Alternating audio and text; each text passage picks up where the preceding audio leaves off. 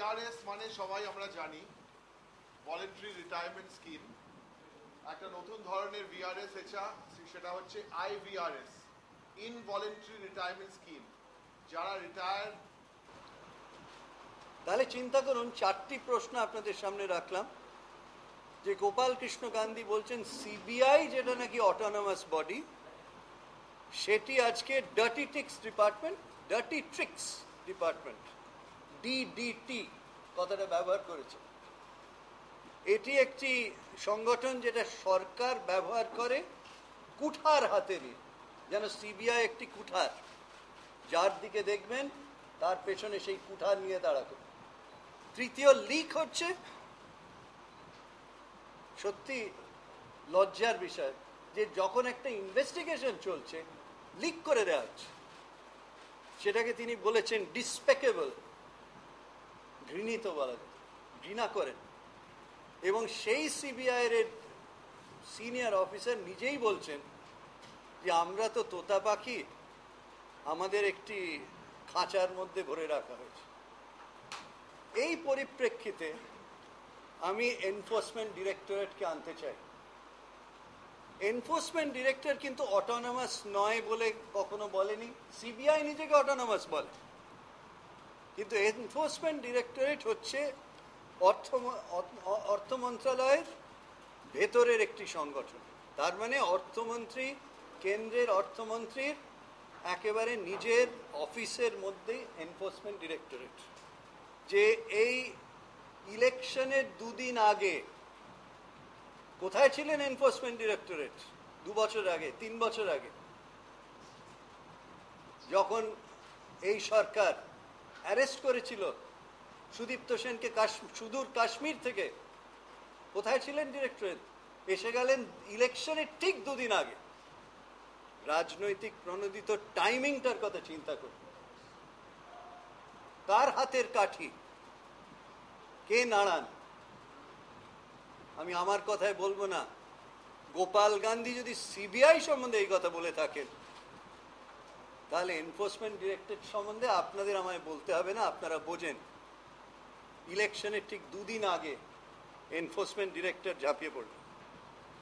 সুদীপ্ত সেনের চিঠি সিবিআই কে লেখা হল, সেই চিঠির 10 পাতায় কার নাম ছিল? শ্রীমতী নলিনী চিদাম্বরম।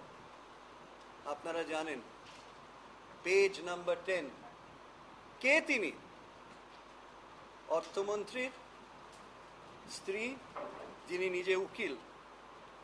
এই সম্বন্ধে 4টি প্রশ্ন আপনাদের সামনে রাখতে চাই তৃণমূল কংগ্রেসের তরফ থেকে, যেগুলো আপনাদের জবাব খুঁজতে হবে। প্রথম, সিনিয়র অ্যাডভোকেটরা কখনো ক্লায়েন্টের সঙ্গে ডাইরেক্টলি দেখা করেন না, এটা তাদের প্রথাগত একটা ব্যাপার আছে। সেই প্রথা ভেঙে একটি আমাদের অর্থমন্ত্রীর স্ত্রী দেখা করলেন, কার সঙ্গে বলে বলা হচ্ছে কংগ্রেসের একজন প্রাক্তন মন্ত্রী স্ত্রীর সঙ্গে, যিনি ক্লায়েন্ট করছেন কি 42 কোটি টাকার ডিল নিয়ে গেছেন চেন্নাইতে বলে লিখছেন, চিঠিতে আছে, আপনারাও হয়তো জানেন। সেটা কিন্তু কোনোদিন ডিনাই করা হয়নি। সেই 42 কোটি টাকার ডিল করতে গিয়ে অর্থমন্ত্রী স্ত্রীকে কত টাকা দিয়েছে বলে বলছেন? 1 কোটি টাকা দেওয়া হয়েছে। আমরা সমস্ত প্রপার্টি ক্রোক করতে পারবো, আমাদের সেই অধিকার হবে, পাওয়ার হবে রাজ্যে। আমরা ইনভেস্টিগেট করে সমস্ত নিলাম করতে পারবো, তার সমস্ত ক্লজেস এই বিলটাতে রয়েছে। একবার বিল আনা হলো, তাদের পছন্দ হলো না, 2-4টে ছোট ব্যাপারের জন্য সেটাকে টালবাহানা করা হলো, আবার আমরা বিল উইথড্র করে নিলাম। ইজ্জতের লড়াই নয়, সাধারণ মানুষের স্বার্থের লড়াই। আমরা উইথড্র করে নতুন বিল পেশ করেছি, সেই নতুন বিলের ওপরে আজ পর্যন্ত জবাব পাচ্ছি না। কিন্তু তারই মধ্যে ইলেকশনের 2 দিন আগে চিদম্বরম সাহেবের 26 দিন বলে ইনভলেন্টারি রিটায়ারমেন্টের আগে তারা ইডি নামিয়ে দিয়েছেন। সেই তো আমাদের বক্তব্য হচ্ছে রাজনীতি এর পেছনে রাজনীতি হাতছানি দিচ্ছে, দেখতে পাচ্ছেন, রাজনৈতিক ভাবে প্রণোদিত, এর মধ্যে কোনো ইয়ে নেই। এবং তারই মধ্যে রাহুল গান্ধী এসে নানা রকম কথা বলছেন, যা না আছে তথ্য, না আছে তার জানা, কেউ কানে আমি দেখলাম ছবিতে ফুসফুস করে বলে দিচ্ছেন, আর সেই কথাগুলো তিনি ওই যে বদ্ধ প্যারট বলেছেন কে যে, সেইভাবে তোতা পাখির মতন তিনি বলে যাচ্ছেন। এই হচ্ছে আর ঐতিহাসিক সন্ধিক্ষণ, যখন বাংলার মানুষ এই পছন্দ করবে না, তারা রুখে দাঁড়াবে। হচ্ছে এই ঘোটালার পেছনে কি ছিল, কেন ছিল, মানুষ জানতে চায়, কিন্তু কোনো উত্তর নেই। আলোচনা হয়ে গেল, সেটা গুরুত্বপূর্ণ নয়। পশ্চিমবঙ্গে এসে এই কাজ ইলেকশনের দুদিন আগে এনফোর্সমেন্ট ডিরেক্টরেট শুরু করে দিল। কোথায় ছিলে তোমরা? কেন এই 42 কোটি টাকার ইনভেস্টিগেশন হয়নি? কেন 1 কোটি টাকার ইনভেস্টিগেশন হয়নি?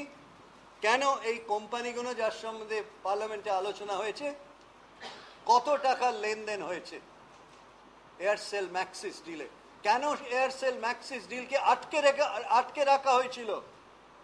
খবর নিন, আটকে রাখা হয়েছিল। কে আটকে রেখেছিল? এবং আপনারা জানেন, এই ধরনের কাজ আটকে রাখা মানে মানুষ ভাবে যে তার পেছনে আরো কিছু আছে। সে সম্বন্ধে কোনো ইনভেস্টিগেশন নেই। পশ্চিমবঙ্গে এলেন আমাদের রাহুল গান্ধী সাহেব, তিনি কি বললেন? আমি অবাক হয়ে গেলাম। অপরিণত, অভিজ্ঞতাহীন, কেউ কানে বলে দিল, তিনি বলে দিলেন।